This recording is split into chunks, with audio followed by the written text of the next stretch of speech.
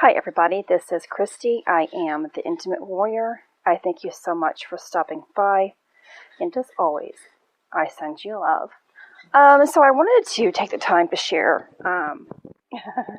a portion of my life here, that something that I have not spoken about, because this is hitting me today, as you can see or hear in my voice. And I am always honest with my own experiences, and hope I am, with my experiences, I hope to, in my honesty, I hope to give you understanding or bring hope and light into your own experiences in life, and of course your ascension cycle. And so, wow. I am feeling breast tenderness. I mean, this is tenderness. No, it's painful. It has been very painful. And that's not why I'm crying. It's my breast area is just very painful. It's been keeping me up at night. And so I am having that experience. And so I wanted to, because it's been brought to my awareness today, share this story with you. I have always been well endowed.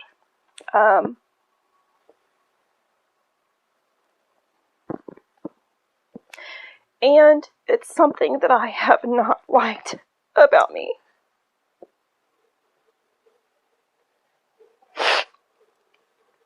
Because it has always brought me great pain. The opposite sex has always looked at me, of course. Your appearance is the first thing that makes people see you or judge you by. You are seen by how you look. And I had already been molested as a child, by the time I was 6. Before I, of course, was even physically developed. And then having matured, my period started by the time I was 9. My breasts were already there. I was already very large in that area. By that time, I developed early. And I received even more negative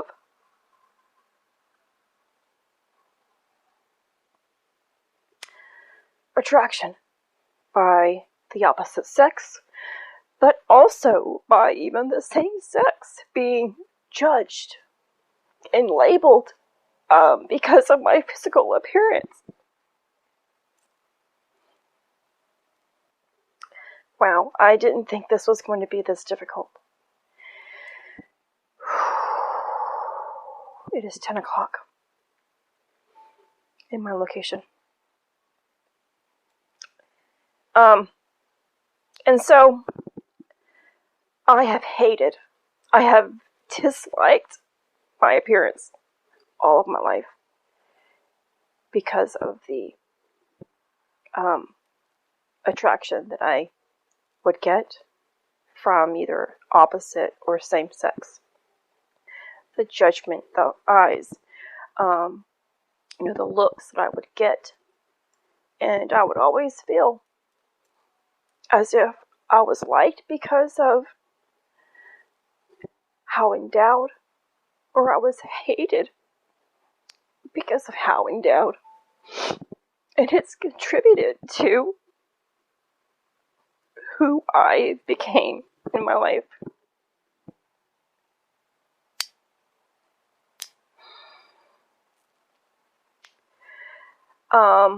So after my auto accident, all my life I've wanted to cover up myself because of my appearance.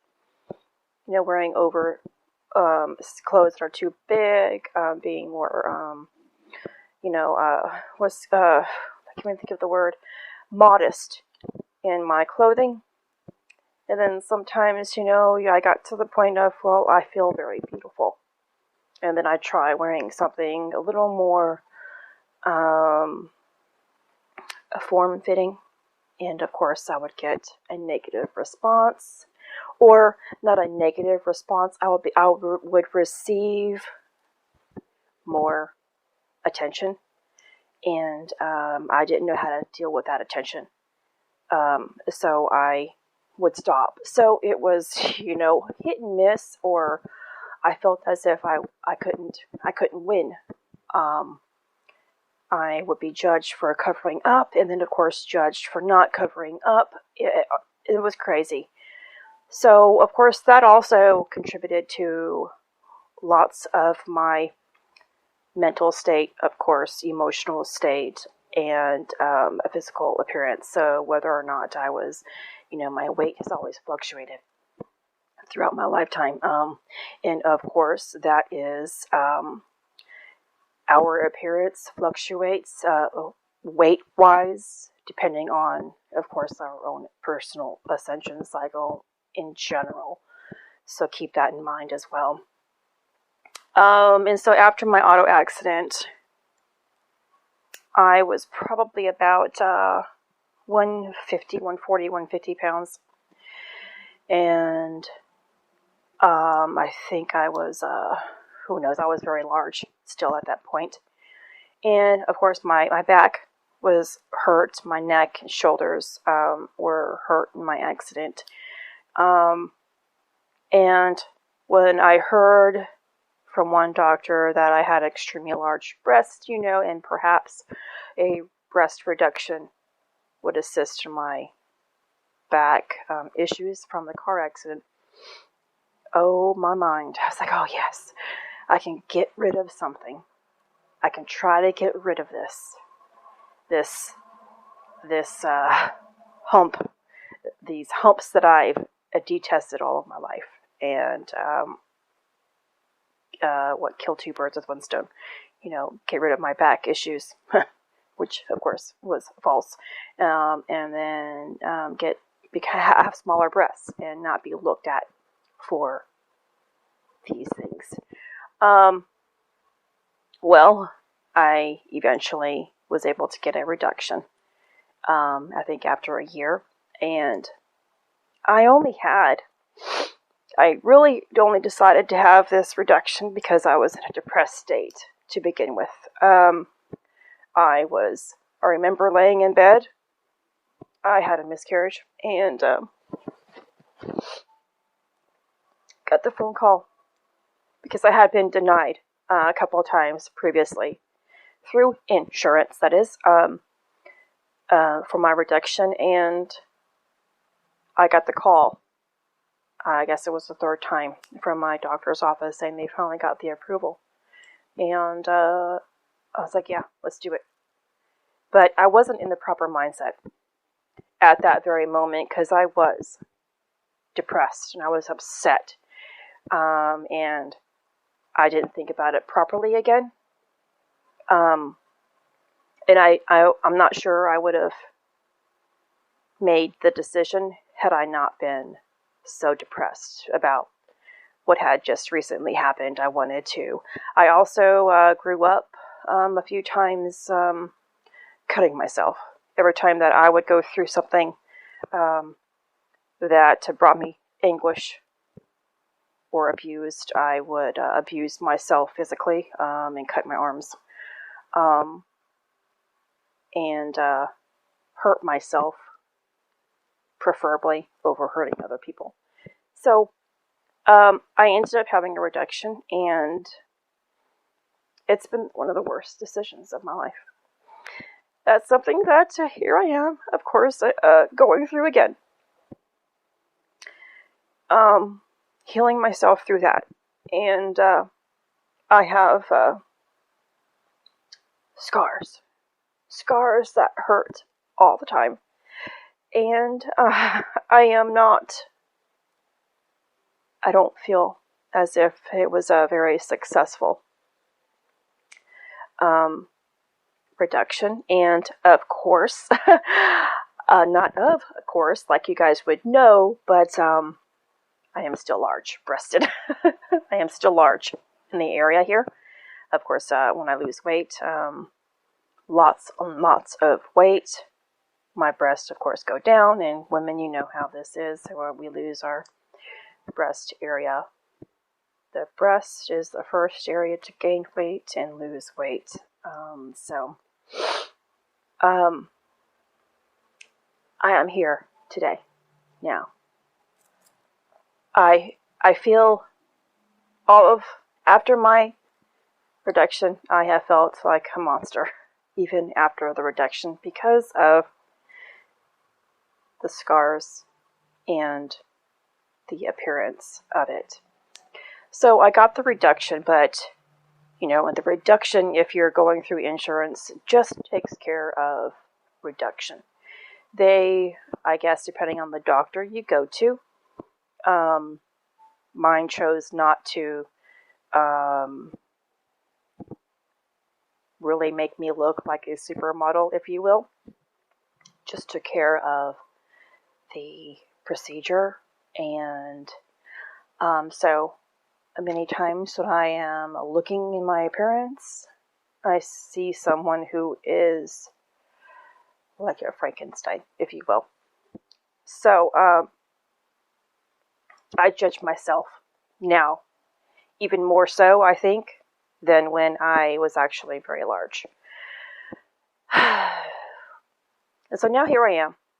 Past few days, I have been dealing with this excruciating pain. It reminds me of, and again, I think I mentioned this in one of my other videos, where I was having some breast issues as well. Lots of itching and that cool tingling burning, but I don't know, I can't remember if I had pain and swelling in the breast area before, but I am now. So they're more fuller, as if I am producing milk. So a woman engorged, when she has a child, when a woman has a child, and if you, of course, you are a woman has a child, or had one, you know what I'm talking about.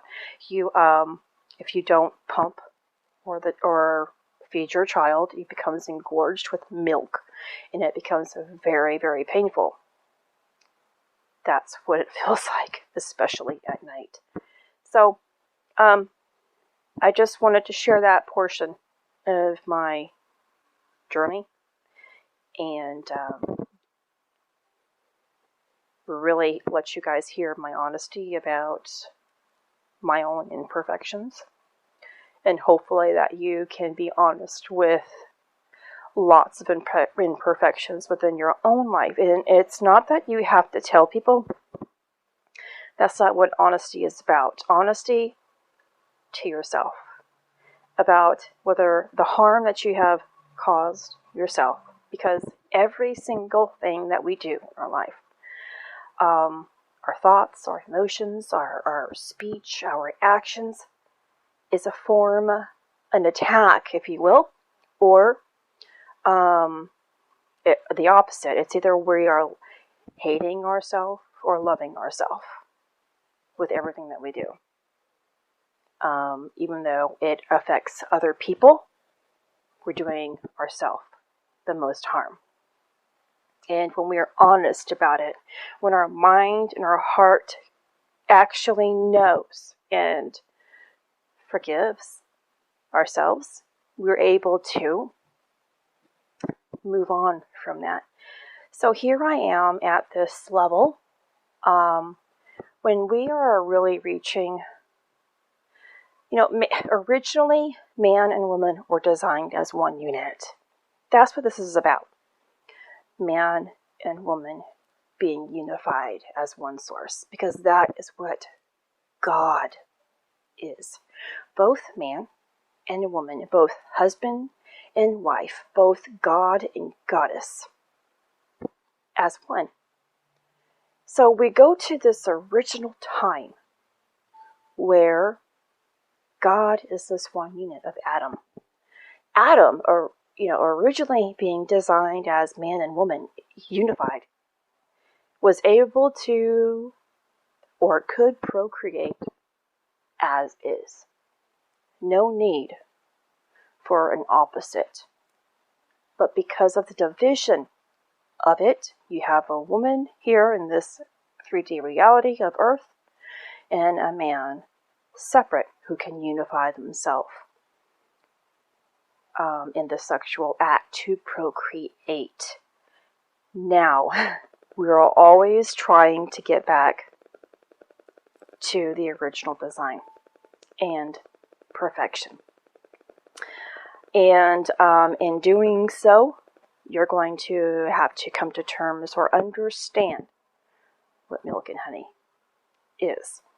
So, the endocrine system, your pineal and pituitary glands produce lots of hormones in our body. The thymus gland is a huge area that attaches to or a part of why a woman can produce milk. And that is even though women are well endowed in the breast area, it is actually a masculine trait. Hard to comprehend it because we have been so divided in this reality to assume or mark women as the one who has breast. Because we have to really get back to a pure state of mind, a pure heart, in order to truly understand. And that's why in this reality we have men who create themselves to be woman, or women who create themselves to be man, because they are attempting to become unified, but because their mental state and their emotional state are still at an imbalance, they harm themselves and create something in this 3D reality. The Bible talks about not serving two masters. You cannot serve two masters. And if you are focused on the 3D reality more than the kingdom, which means that if you are really focused on having a perfect life and experience on this earth, okay, you're going to try to make a good home, good career, good family, making yourself completely beautiful, whatever it is. If your focus is more here than there, you're serving one master over the other. In order to enter the kingdom of God and truly become unified, love and spirit must be our number one choice. We can't work both ways. We can't keep hopping back and forth between realities. You have to bring down higher energies, which is love, in order to attain and reach the kingdom and become unified and become your godlike self. So if you're searching for love in this reality because you can't stand to be alone, you're not dealing with your thoughts and emotions that are going in your mind and your heart, your focus is off. If you're so focused on creating abundance in your life, wealth, your imbalance is off. If you focus on one thing, love, true love, it's going to bring you to the kingdom. It's really tricky, or it's not believable to actually think that you can become unified by only thinking of spirit. But that's what you have to do. You can't think of anything in this reality. You know, so like I wanted to have a perfect marriage, of course, in my life. I wanted to create wealth in my life, to be able to buy and go and do anything in my life. So I learned how to manifest. But my heart told me something was off. My heart told me, not my mind. My mind was trying to destroy the truth by telling me, no, you have to have somebody perfect who's going to treat you better, blah, blah, blah, blah, blah. No, you have to have money in order to find peace in this reality and be able to have freedom, blah, blah, blah, blah, blah. No. Love, God's love. God promises you that when you choose spirit, you choose God, spirit, and Christ, all things will be handed to you. And of course, our mind, the human mind, thinks, okay, once I have God and attain unity or connect with Christ and love, I am going to have riches. God doesn't promise you riches of this earth. He promises you riches of the kingdom of heaven. God, I said he, but God is all.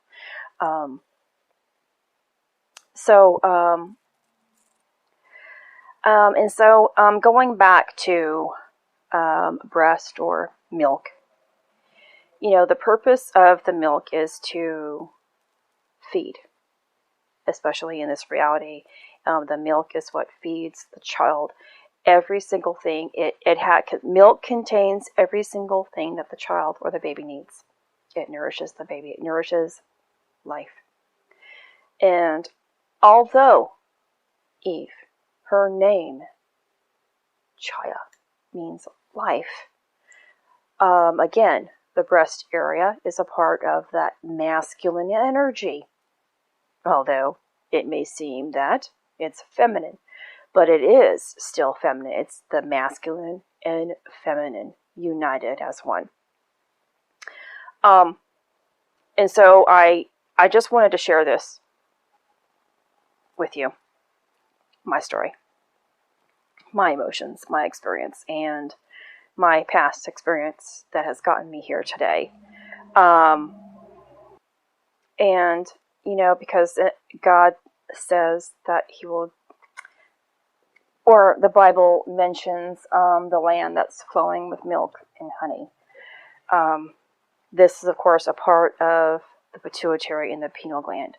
So both of these are male and female, or husband and wife, father and mother, energies of a higher portion, depending on where you currently are. Now, we're always, no matter what level we are at, we work with some portion of the crown area, or pineal and pituitary, no matter what. But depending on where you currently are and your level of understanding, you reach the higher portion of the tree of life, which is the Holy Trinity. And this is what 3, 6, and 9 is about.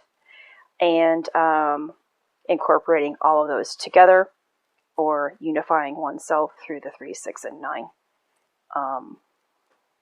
And so I will make another video. I had actually meant to do an energetic update type, or what we're going through here energetically, but since I'm going through this experience, I wanted to first share my story in it, and hopefully make some sense in the next video or in portions of my other videos.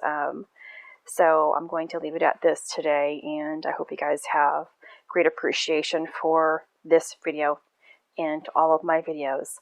This is Christy. Much love, health, and healing your way. I am bringing purpose to your life. Take care.